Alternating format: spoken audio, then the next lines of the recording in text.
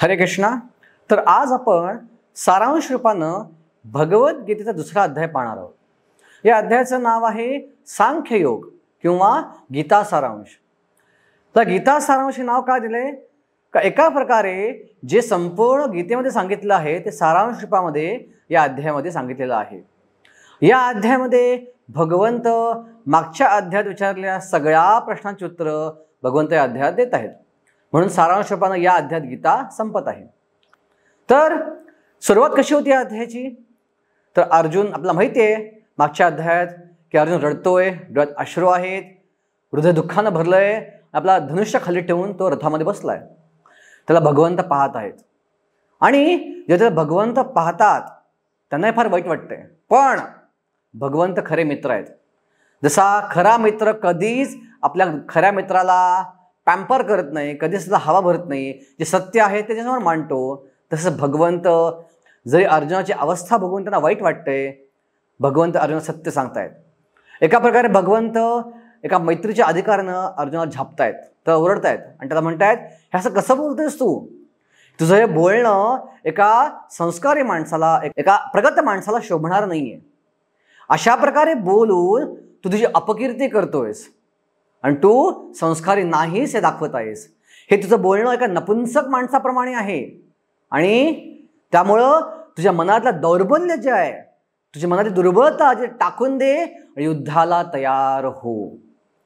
आता जसं हे अर्जुन ऐकतो, अर्जुन अजून मैत्रीय स्तरावरती आहे, त्याला वाटतं कृष्ण माझा मित्र आहे, भगवान श्रीकृष्ण माझे मित्र आहेत, आणि त्याला राग येतो आणि रागाच्या भरात अर्जुन ओरडतो भगवंतावरती। तो म्हणतो, तुम्ही असं कसं म्हणू शकता? तुम्ही तुमच्या गुरूंना माराल, सांदीपनी मुनींना, तुम्ही तुमच्या आजोबांना माराल, उग्रसेन महाराजांना, तर तुम्ही तुमच्या आजोबांना मारणार नाही, तुमच्या गुरूंना मारणार नाही, माझ्याकडनं कशी अपेक्षा करता की माझ्या गुरुला मी मारावं आणि माझ्या आजोबांना मी मारावं? त्यांना मारून जर मला राज्य मिळालं तर ते राज्य रक्तानं माखलेल्या हाताने मिळेल, त्या राज्याचा काय उपयोग? ह्याच्यापेक्षा मी जंगलात जाऊन संन्यास घेतो आणि भिक्षा मागून जीवन जगतो। पण त्याच वेळी अर्जुनाला जाणीव होती की जरी मला युद्ध करायची इच्छा नाही आहे, पण दुर्योधन आणि त्याचे भावंड आणि इतर सगळे कौरव लोक माझ्यासमोर युद्ध करायला उभे आहेत।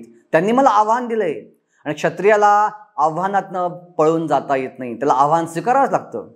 स्वतः हे 5वं कारण अर्जुनाचं युद्ध न करण्याचं। अर्जुन गोंधळलाय, करू की नको, करू की नको। अर्जुनाप्रमाणे प्रत्येक जण आयुष्यात गोंधळलेला आहे कुठल्या कारणामुळे। मग गोंधळ कसा दूर करायचा? जे अर्जुनाने केलं तेच आपण केलं पाहिजे गोंधळ दूर करायला। अर्जुनानं काय केलं गोंधळ दूर करायला? आतापर्यंत तो भगवान श्रीकृष्णाच्या मैत्रीय स्तरावर बोलत होता, आता तो भगवंतांना गुरु मानतो। कार्पण्य दोष उपहत स्वभावा पृच्छामि त्वां धर्म समूढ चेतः यश्रेयस्यां निशितं भुहि तन्मे शिष्यस्तेहं शादी मां तं प्रपन्न। हे भगवंता, या गोंधळातनं केवळ तुम्हीच मला बाहेर काढू शकता, मी तुम्हाला गुरु म्हणून स्वीकारतो, माझा शिष्य म्हणून स्वीकार करा आणि कृपया माझा गोंधळ दूर करा। सो जीवनामध्ये प्रत्येक मनुष्य गोंधळलेला आहे। जीवनाच्या गोंधळातनं दूर व्हायचं असेल तर आपल्याला श्रीकृष्णांना शरण गेलं पाहिजे आणि श्रीकृष्णांना शरण कसं जायचं?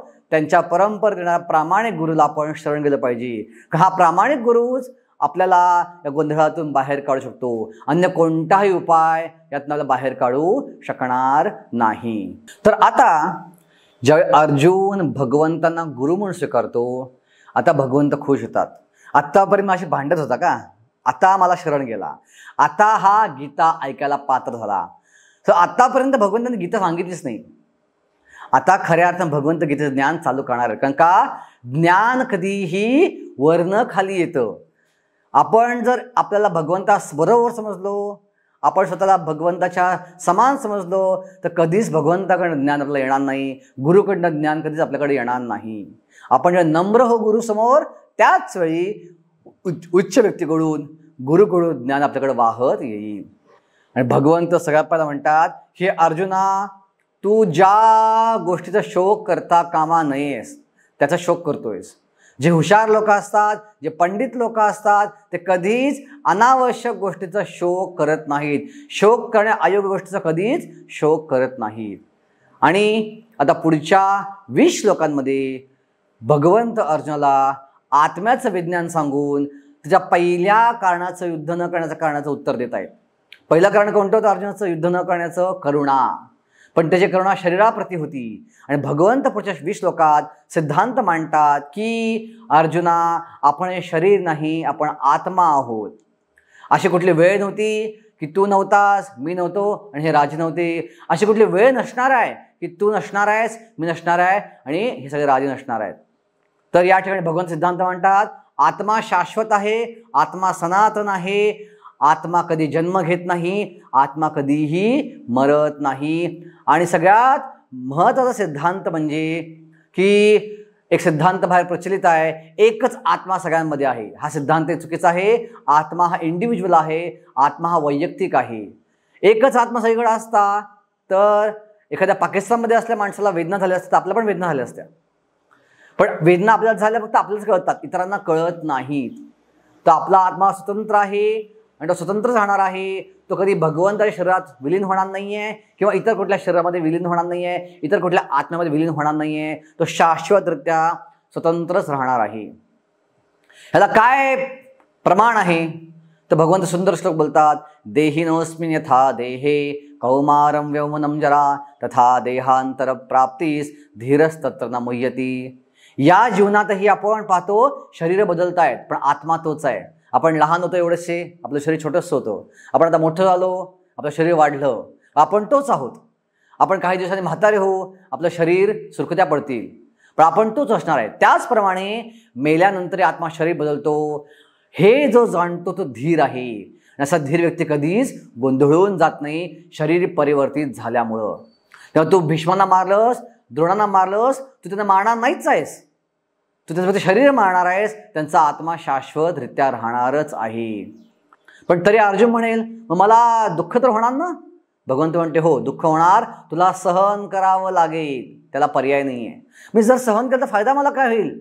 भगवंत म्हणतात तू जर सहन केलंस आणि तुझ्या कार्यात स्थित राहिलास तर तू अमृत होशील. थोडक्यात तू अशा ठिकाणी जाशील जिथं तुला परत जन्म घ्यावा लागणार नाही. आणि पुढच्या श्लोकात भगवंत आत्म्याचे अनेक गुणधर्म वारंवार अर्जुनाच्या डोक्यावर मारतात की आत्मा हा अविनाशी आहे, त्याचा विनाश शकत नाही. शरीर मरतं, आत्मा शाश्वत आहे, आत्मा अजन्म आहे, आत्मा पुराण आहे. शरीर मरतं, आत्मा कधीच मरत नाही. आत्मा कापता येत नाही. नैनम छंदंत शस्त्राणी नैनम दहती पावकः न चैनम क्लेदयंतोपी न शोषयति मारुतः. त्याला जाळता येत नाही, त्याला कापता येत नाही, त्याला वाळवता येत नाही, त्याला ओलं करता येत नाही. आत्मा सर्वगतः, अशी कोणतीही जागा नाही जिथं आत्मा नाही आहे. सगळीकडे कुठल्या ना कुठल्या रूपात आत्मा वेगळ्या जीवांचे शरीर घेऊन उपस्थित आहे. आणि जरी तू असा विचार केलास आत्मा नाही आहे तरी पण तुला शोक करायचं काहीच कारण नाही आहे. काही तत्वज्ञानी म्हणतात सगळं काही रसायन आहेत, रसायनाच्या पलीकडे काहीच नाही आहे. असा जरी विचार केला तरी शोक करायचं काहीच कारण नाही आहे. जो जन्मला आहे त्याला मृत्यू आहे, जो मेला तो परजन्म घेणार आहे. त्यामुळं अजिबात शोक करू नकोस, स्थित हो आणि युद्ध कर. आणि आत्म्याला बरीच लोक आश्चर्यकारतेनं पाहतात. असं काय आश्चर्यकारक आत्म्यामध्ये? पण बघा आत्म्याचा आकार किती आहे. आपल्या केसाचं टोक घेतलं तर टोकाचे 10,000 भाग केले, त्यातला एक भाग घेतला तेवढा एक आत्मा आहे. आणि तेवढाच आत्मा एक अमिबाचं शरीर किंवा मुंगीचं शरीर पण चालतोय आणि तोच आत्मा एक हत्तीचं शरीर किंवा वटवृक्षाचं शरीर पण चालतोय. आकार तेवढाच आहे, शरीर भाकाय आहेत, पण तोच आत्मा एवढं चालू शकतो. म्हणून आत्मा आश्चर्यकारक आहे. आत्मा छोटासा आहे पण सर्वव्यापी आहे. म्हणजे काय? अशी कोणती जागा नाही जिथं आत्मा नाही आहे. आणि आत्मा पाहता येत नाही, भौतिक डोळ्यांना पाहता येत नाही. आत्मा पाहायचा असेल तर आध्यात्मिक डोळे विकसित करावे लागतात. म्हणून आत्मा हा आश्चर्यकारक आहे. म्हणून अर्जुना तू आत्मा आहे असं जाण. भौतिक शरीराप्रती अजिबात करुणा व्यक्त करू नकोस. समजा एखादा व्यक्ती पाण्यात बुडत असेल आणि एखाद्या वाचणाऱ्या माणसाचं फक्त शर्ट वाचवला किंवा कपडे वाचवले आणि मग व्यक्ती बुडाला तर आपण काय म्हणू? हा व्यक्ती महामूर्ख आहे. ह्यानं शर्ट वाचवला, ह्यानं कपडे वाचवले, व्यक्तीला वाचवलंच नाही. त्याचप्रमाणे हे शरीर कसं आहे? वस्त्राप्रमाणे आहे. वासांस जीर्णानि यथा विहाय नवानि गृह्णाति नरोपराणि तथा शरीराणि विहाय जीर्णानि अन्यानि सम्याति नवानि देही. जसं खराब झालेला कपडा आपण फेकून देतो आणि नवीन कपडा धारण करतो, त्याचप्रमाणे आत्मा खराब झालेलं शरीर फेकून देतं आणि नवीन शरीर धारण करतं. सो आत्मा हा शाश्वत आहे, शरीर हे वस्त्राप्रमाणे आहे. त्या वस्त्राप्रती शोक करू नकोस, स्थिर हो आणि तुझ्या कर्तव्यासाठी उभं राहा. अशा प्रकारे पहिलं कारण जे आहे करुणा, भौतिक करुणा, भौतिक शरीराप्रती करुणा ही चुकीची आहे. हे भगवंत या सिद्धांताद्वारे की आपण शरीर नाही आत्मा आहे हे सिद्ध करून अर्जुनाचं कारण खोडून काढतात. आता भगवंत एका प्रकारे थोड्या खालच्या लेवलला येतात. मगाशी भगवंताने आत्म्याचं विज्ञान सांगितलं आणि सांगितलं की आत्मा जो आहे त्या आत्म्याप्रती तुला करुणा नाही, तुला करुणा शरीराप्रती आहे. पण कदाचित भगवंतांना वाटलं की अर्जुन हा आत्म्याच्या स्तरावर आलेला नाही आहे, त्याला कर्तव्याच्या स्तरावर आहे आणि त्याला काय वाटतंय धर्मशास्त्रानुसार माझ्या आजोबांना मारणं, माझ्या गुरुला मारणं चुकीचं आहे, तर मी अजून आत्म्याच्या स्तरावर येणार नाही. 3 स्तर असतात, नीतिस्तर, धर्मस्तर आणि अध्यात्मस्तर. नीतिस्तरानुसार जर कोणी त्रास दिला त्याला मारलंच पाहिजे. धर्मस्तरानुसार तो मारणारा व्यक्ती आजोबा असतील, गुरु असतील त्याला आपण मारू नये. या स्तरामध्ये अर्जुन अडकून पडलाय. भगवंताची इच्छा त्याचा आत्मा स्तरावरती यावं, अध्यात्म स्तरावरती यावं. पण भगवंतांना काही क्षण वाटलं की आपण थोडं खालच्या स्तरावर येऊन अर्जुनाला त्याच्या स्तरावर येऊन समजवूया की तुझ्या स्तरावरचं तुझे वागतोयस चुकीचं वागतोयस. कसं वागतोयस? धर्मानुसार क्षत्रियाचं कर्तव्य युद्ध करणं. जर क्षत्रियाने युद्ध केलं नाही तर एका प्रकारचा पाप लागेल. वर्णाश्रम व्यवस्थेनुसार क्षत्रिय, वैश्य, शूद्र, ब्राह्मण ज्या वर्णामध्ये आपण स्थित आहोत त्या वर्णाची कर्तव्य आपण केली नाहीत पूर्ण तर वेदानुसार पापाचं धनी व्हावं लागतं, पापाचं भागीदारी आपल्याला व्हावं लागतं. सो अर्जुन तू क्षत्रिय आहेस, तुला वाटतं ह्यांना मारल्यावर मला पाप लागेल, जे अर्जुनाचं दुसरं कारण होतं युद्ध न करण्याचं, ह्यांना मारल्यावर तर मला पाप लागेल, पण अजिबात पाप लागणार नाही. ह्याच्या उलट तुझं युद्ध केलं नाहीस त्याचा तर काय होईल, वर्णाश्रमानुसार तुझ्या क्षत्रिय कर्मापासून तू पळून जात आहेस आणि त्यामध्ये पापाचा भागीदारी होशील. एवढंच नव्हे अर्जुन, तुला वाटतंय तिसरं कारण भगवंताचं अर्जुनाचं युद्ध न करण्याचं काय होतं की माझी एन्जॉयमेंट निघून जाईल, माझा आनंद निघून जाईल, माझा उपभोग निघून जाईल. का दुर्योधन वगैरे मंडळी नसतील मेली तर माझा आनंद वाटून कोणावर घेऊ मी? आनंद कधी होईल माणसाला? जेव्हा तो वाटून घेतो आनंद. शेअर केल्यानं आनंद होतो, नुसतंच एकट्याला काय मिळालं आणि कोणच वाटून घ्यायला नाहीये तर आनंद कसा होईल? पण अर्जुना हे समजून घे की तू जर युद्ध केलं नाहीस तर सगळे क्षत्रिय तुला हसतील. दुर्योधन वगैरे मंडळी तुझ्या करुणा पाहणार नाहीत, ते काय पाहतील? तू पळपुत आहेस, तू एक भित्रा आहेस, तू एक भ्याड आहेस या दृष्टीला पाहतील, तुझी खिल्ली उडवतील. एका क्षत्रियाला एका दुसऱ्या माणसाला खिल्ली उडवणं, भ्याड म्हणणं, अपमान करणं हे खूप वेदनादायक असतं. असं म्हणतात ज्याचा रोज अपमान होतोय त्याला कोणी अपमान केला त्याला काय वाटत नाही, रोज माझा अपमान होतोय. पण ज्याला रोज मान मिळतोय त्याचा कोणी अपमान केला तो हा अपमान त्याला मृत्यूपेक्षाही वेदनादायक ठरतो. अर्जुन तू प्रसिद्ध आहेस एक धनुर्धर म्हणून, एक सर्वश्रेष्ठ योद्धा म्हणून प्रसिद्ध आहेस. उद्या या लोकांचा अपमान केला तर तुला ते मृत्यूपेक्षाही भयानक होईल. तू जंगलात जाऊनही ते सहन करू शकणार नाहीस आणि त्या अपमानाच्या नावाखाली तू कोणातरी तू हत्या करशील कोणाची तरी. सो तू काय कर, आता युद्धासाठी उभा आहेस, तुझं क्षत्रिय कर्तव्य पूर्ण कर, युद्ध करून या लोकांची हत्या कर. हे तुझ्यासाठी पापापासून मुक्त करणारा असेल. आणि म्हणून तुझं जिंकलास तर राज्य भोगशील, मेलास तर स्वर्गात जो उपभोग घेशील. म्हणून उठ आणि युद्धास तयार हो. अशा प्रकारे भगवंत अर्जुनाची पुढची 2 कारणं जी आहेत, पापाची भीती आणि उपभोग जायची भीती, या दोन्ही कारणांना या वैदिक तत्वाद्वारे की आपण जर वर्णाश्रम ड्युटी केली नाही तर आपण पापाचे भागीदार होतो हे तत्व सांगून हे दोन्ही कारणं खोडून काढत आहे. तर आता अशा प्रकारे सांगून झाल्यानंतर भगवंतांना वाटतं की अरे हा खूपच खालचा स्तर झाला. अर्जुन हा उच्च ज्ञान घ्यायला पात्र आहे, लायक आहे, त्याची क्षमता आहे. जो उच्च ज्ञान द्यायला पात्र आहे, लायक आहे, त्याला खालचं ज्ञान सांगून मी परावृत्त का करावं? त्याला मी उच्च ज्ञान देईन आणि उच्च ज्ञानाद्वारे त्याला उच्च स्तरावरती येऊन युद्ध करायला मी प्रवृत्त करीन. मग आता काय सांगतात भगवंत? आता जे भगवंत सांगणार आहे त्याला म्हणतात बुद्धियोग किंवा अध्यात्मयोग किंवा आध्यात्मिक ज्ञान. ह्याच्यामध्ये प्रामुख्यानं निष्काम कर्मयोग, ज्ञानयोग आणि सर्वात महत्त्वाचं म्हणजे भक्तियोगाचा समावेश होतो.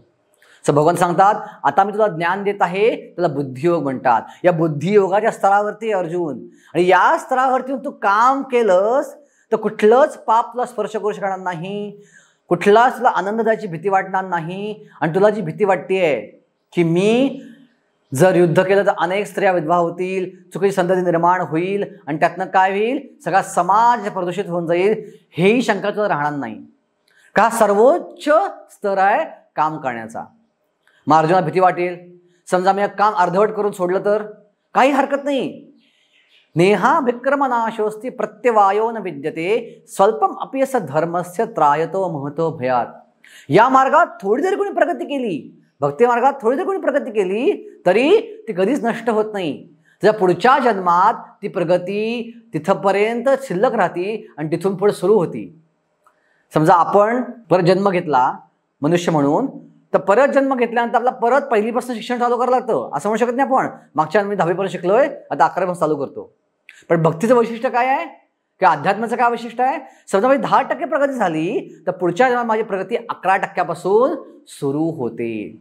हे त्याचं वैशिष्ट्य आहे. म्हणजे या मार्गात अर्जुना काहीच तोटा नाही आहे.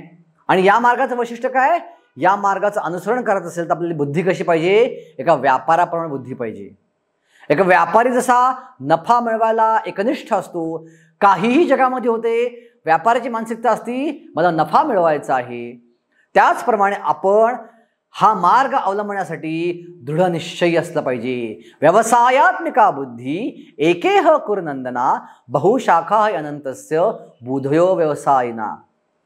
जी लोक उपभोगाकडे लक्ष देतात ते कधीच अशा प्रकारे एकनिष्ठ बुद्धी प्राप्त करू शकत नाहीत आणि ती लोक या अध्यात्म स्तरावरती येऊ शकत नाहीत आणि ती लोक पाप आणि पुण्यामध्ये अडकून पडतात. अर्जुन तो याच्यावरती ये, जो याच्यावरती येईल तो 3 गुणापासून मुक्त होईल. 3 गुण म्हणजे काय आहेत, मनुष्य सत्वगुण, रजोगुण आणि तमोगुणामध्ये बांधला गेलेला आहे. जसं कठपुतळी असती, सत्वगुण, रजोगुण, तमोगुण, कठपुच्या मागे दोऱ्या ओढलेल्या असतात आणि ते कठपुळे हात हलवत असते. त्याचप्रमाणे मनुष्य 3 गुणांनी बांधला गेला आहे आणि प्रकृती 3 गुण ओढत असती आणि मनुष्य खेळत असतो त्याप्रमाणे.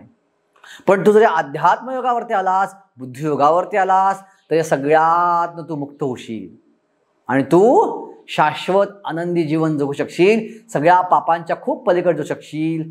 या स्तरावरती अर्जुना तू ये.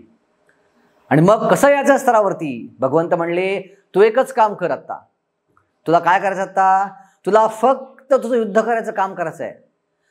त्यातनं जिंकेल, हरशील, सुख मिळेल, दुःख मिळेल याचा विचार तुला करायचा नाहीये. कर्मण्येवाधिकारस्ते मा फलेषु कदाचन मा कर्मफल हेतुर्भूर मा ते संगोस्त्व कर्मणी. हा महत्वाचा श्लोक भगवंत बोलतायत. तुझं कर्म कर, तुला कर्म करायचा अधिकार आहे, तुला तुझं युद्ध करायचा अधिकार आहे, पण फळाची इच्छा करायचा अधिकार तुला नाही. तुझं फळ फक्त तुझ्या कर्मावर अवलंबून नाहीये, तुझ्या प्रयत्नावर अवलंबून नाहीये. इतर असे अनेक घटक आहेत जे घटक तुझ्या यशाला आणि अपयशाला कारणीभूत आहेत. ते घटक तुझ्या हातात नाहीये, ते माझ्या हातात आहेत. त्यामुळं त्याचा विचार तू करू नकोस. तुझं युद्ध करायचं काम तू चालू ठेव. आणि अशा प्रकारे जो कर्म करतो असा व्यक्ती हा साहजिकच रित्या उच्च स्तरावर जातो आणि सगळ्या पाप पुण्यातून मुक्त होऊन तो अशा ठिकाणी जातो जिथं गेल्यावरती व्यक्तीला केवळ आनंदी आनंद मिळेल. त्याला म्हणतात भगवत धाम. पदम गच्छन्ति अनामयम. असं एक स्थळ आहे, असं एक ठिकाण आहे जिथं गेल्यावर फक्त आनंदी आनंद आहे, जे भगवंताचं धाम आहे. आणि जिथं जाणं ही आत्म्याची गरज आहे.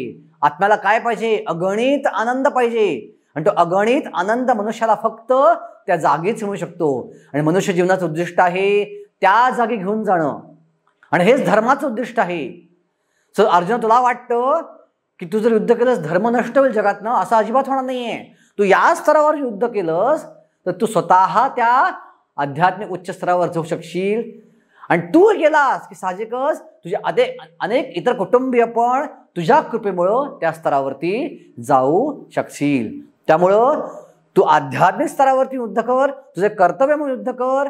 आणि या ठिकाणी या स्तरावर युद्ध केल्यावरती पाप पण लागणार नाही, आनंदही मिळेल. आणि तुला भीती वाटते सगळे सामाजिक कार्यक्रम उपक्रम नष्ट होतील तेही होणार नाहीत. तर आता अशा प्रकारे हे आध्यात्मिक ज्ञान अर्जुनाने ऐकलं आणि अर्जुन थोडा गोंधळला. बापरे, ज्ञान तर खूप छान आहे की उच्च स्तरावर या, आत्म्या स्तरावर या स्तरावर युद्ध केलं तर पाप लागणार नाही, आनंद मिळेल, इतर सामाजिक जी समस्या होतील त्या होणार नाहीत, जे मला वाटते भीती, चांगली गोष्ट आहे का प्रकारे.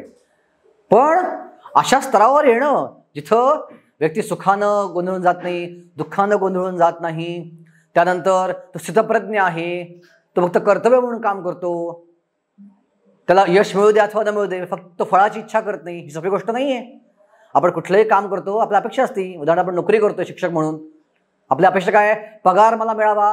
उद्या सांगितलं तुला पगार मिळणार नाही, तुम्हाला फक्त शिकवायच्या शाळेमध्ये, किती तुम्ही शिक्षक शाळेमध्ये याल शिकवायला, फार कमी, कोणी जाणार नाही प्रॅक्टिकली. आपल्या काही फळाच्या अपेक्षा ज्या कामात आपण घेत होता, मोबदला पण आपला पाहिजे असतो.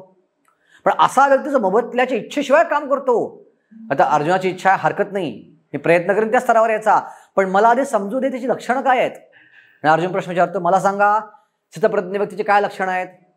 तो कसा बोलतो म्हणजे काय, कसा बोलतो याचा अर्थ तो जगाशी कसा व्यवहार करतो, तो कसा बसतो, बसतो म्हणजे काय, त्यात काय विचारण्यासारखं काय, कसं बसेल नाही.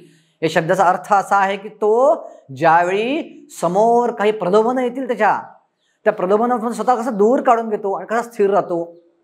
आणि शेवटचा प्रश्न की तो कसा चालतो.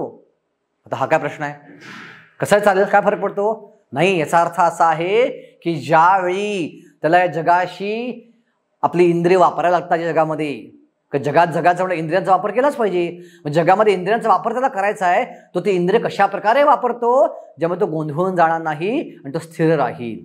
हे 4 प्रश्न, स्थितप्रज्ञाची लक्षणं काय, तो कसा बोलतो, तो कसा बसतो आणि तो कसा चालतो, हे 4 प्रश्न अर्जुन विचारतो. आणि या सेक्शनमध्ये, या विभागामध्ये भगवंत या 4ही प्रश्नांची उत्तरं देत आहेत. तर सगळ्यात पहिला प्रश्न, स्थितप्रज्ञाचं काय लक्षण आहे. भगवंत सांगतात, प्रजाहाती यदा कामान सर्वान पार्था मनोरथा आत्मन्येव मनस्तुष्टा तस्य कार्यम न विद्यते स्थितप्रज्ञत्व उच्यते. तर स्थितप्रज्ञ लक्षण काय सगळ्यात पहिलं, तर सगळ्यात पहिलं लक्षण, हा व्यक्ती फळाची इच्छा न करता काम करू शकतो. का बरं, कारण का ह्याला कळलंय आपला आत्मानंद कसा घ्यायचा. आपल्याला आपल्या कामाच्या बदला फळाची इच्छा असती, मोबदला पाहिजे असतो. का बरं, की आपलं काम केल्यावर काहीतरी आनंद पाहिजे. आपल्याला काय वाटतं, जर मला मोबदला मिळाला तर त्या मोबदल्याचा वापर करून मी आनंद घेऊ शकेन. पण जो व्यक्ती आतनच आनंद घेतोय, स्वतःच्या आत्म्यात आनंद घ्यायला शिकला आहे, त्या व्यक्तीला बाहेरनं काही मिळालं अथवा न मिळालं फरक पडत नाही. हे पहिलं लक्षण आहे स्थितप्रज्ञ व्यक्तीचं. दुसरं लक्षण काय आहे, समजा आपलं दुःख झालं तर आपण काय होतो, लगेच निराश होतो, दुःख होऊन जातो. आणि आपलं सुख आलं आपण हुरळून जातो. काही वाईट बातमी कळली आपण लगेच नैराश्यामध्ये जातो. आणि कळलं 1 कोटीची लॉटरी लागली, आपण लगेच वाव 1 कोटीची लॉटरी, आपण हुरळून जातो लगेच. स्थितप्रज्ञ व्यक्ती अशा दोन्ही गोष्टीमुळे हुरळून जात नाही आणि निराशही होत नाही. दुःखेषु अनुद्विग्न मनः सुखेषु विगत स्पृहा वीत राग भय क्रोधा स्थित धीर मुनी रुच्यते.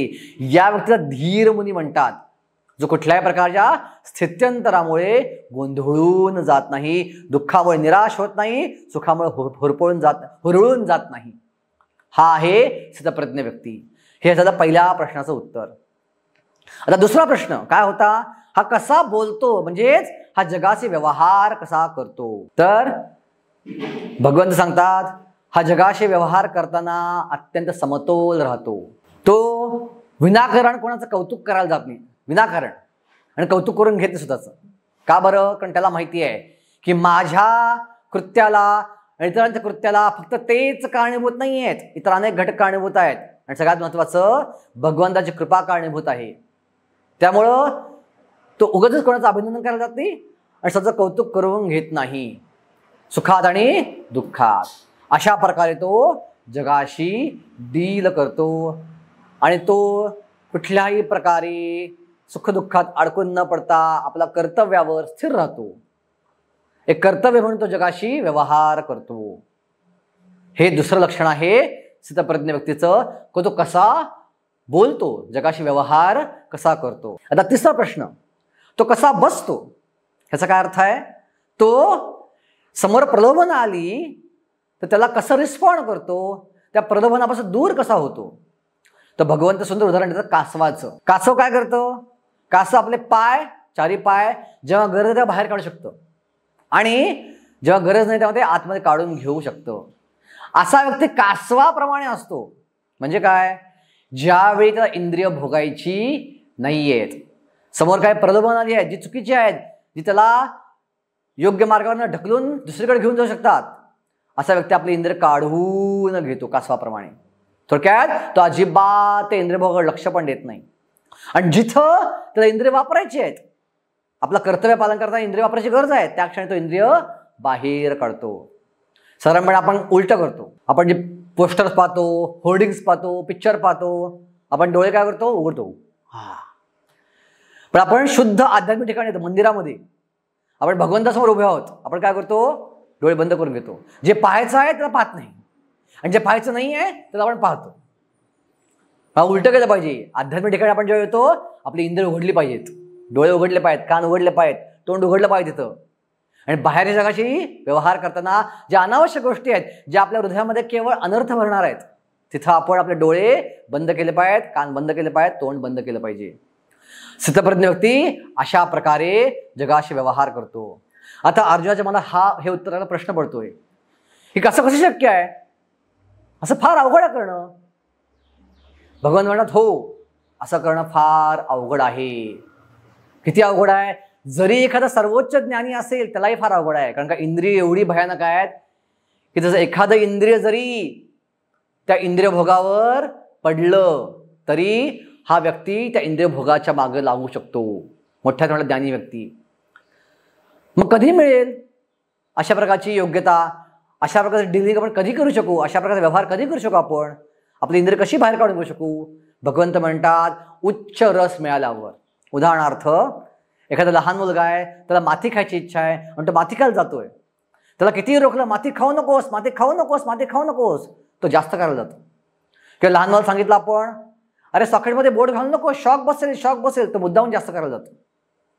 अशा वेळी घरातली आई किंवा वडील काय करतात? त्याला वाटतं बाळा इकडे, तू माती खाऊ नकोस, माझ्याकडे चॉकलेट आहे. आता त्या मुलाला चॉकलेटचा रस पहिला मिळालेला आहे, त्याला माहिती आहे चॉकलेटमध्ये मजा येते खूप. तर साहजिक गोष्ट माती सोडतो आणि पळत पळत आईकडे येतो चॉकलेट खाण्यासाठी. त्याचप्रमाणे आपल्या आतनं उच्च रस मिळाला तर बाहेरच्या रसापासून आपण साहजिकच मुक्त होऊ शकतो. आपल्या इंद्रियांना आपण दाबून ठेवून प्रयत्न केला तर ते अशक्य आहे. म्हणजेच भगवंत म्हणतात विषया विनिवर्तन्ते निराहारस्य देहिना रसोवर्जम रसोप्यस्य परम दृष्ट्वा निवर्तते. मग कसं होणार? उच्च कसा मिळणार?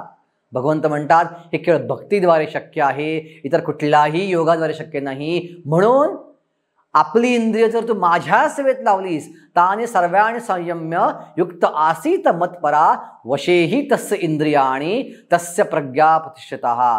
जर तू तुझी इंद्रिय माझ्या सेवेत लावलीस, तुझे डोळे मला बघण्यासाठी लावलेस, तुझे कान माझ्याविषयी ऐकण्याविषयी लावलेस, तुझं तोंड माझ्याविषयी बोलण्यात लावलंस, तुझे पाय माझ्या तीर्थक्षेत्राला जाण्यात लावलेस, तुझे हात माझं मंदिर स्वच्छ करण्यात लावलेस, सगळी इंद्रिय तू माझ्या सेवेत लावलीस तर साहजिकच मी आनंदाचा सागर आहे, मी सर्व सुखांचा सागर आहे. असं केलं तर तुला निश्चितच आनंद मिळेल आणि तू चुकीच्या गोष्टीपासून दूर जाऊ शकशील.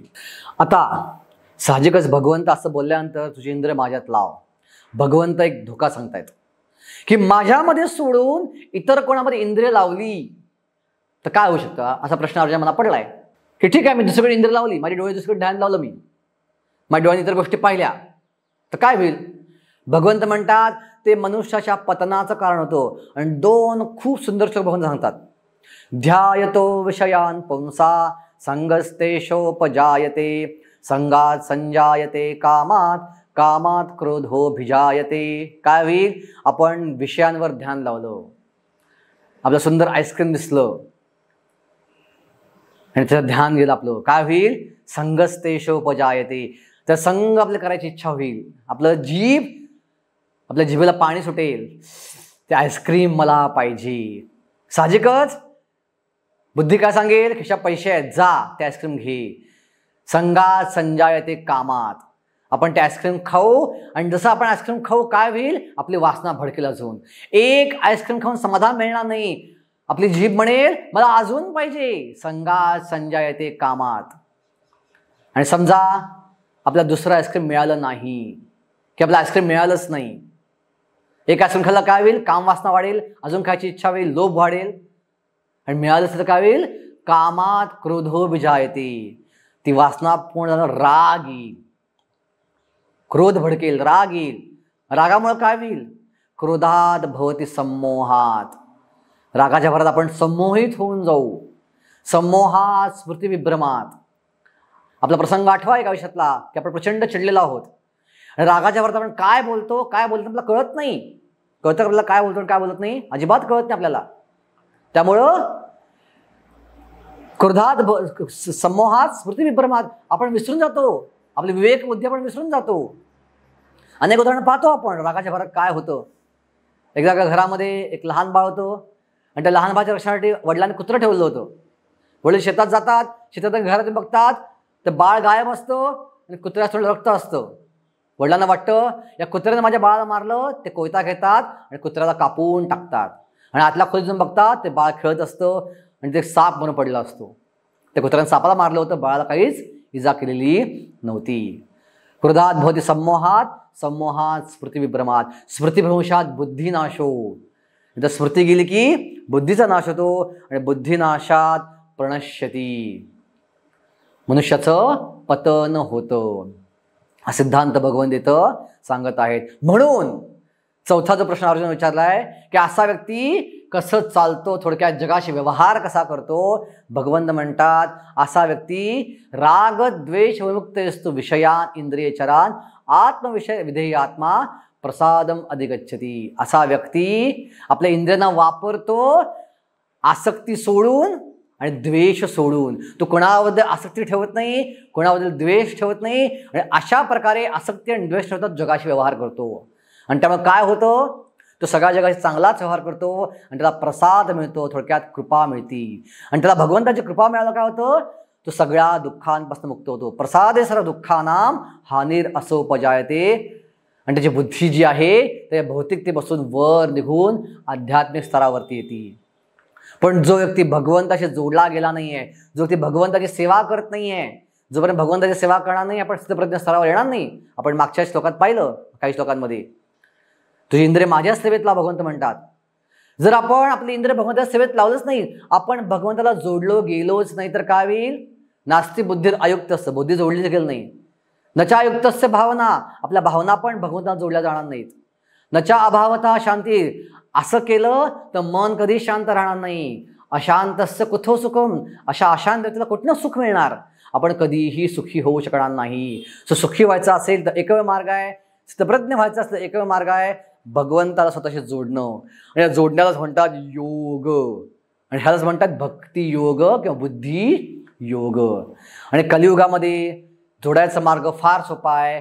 हरेर नाम हरेर नाम हरेर नामेव केवलम कलो नास्तेव नास्तेव नास्तेव गतीर अन्यथा.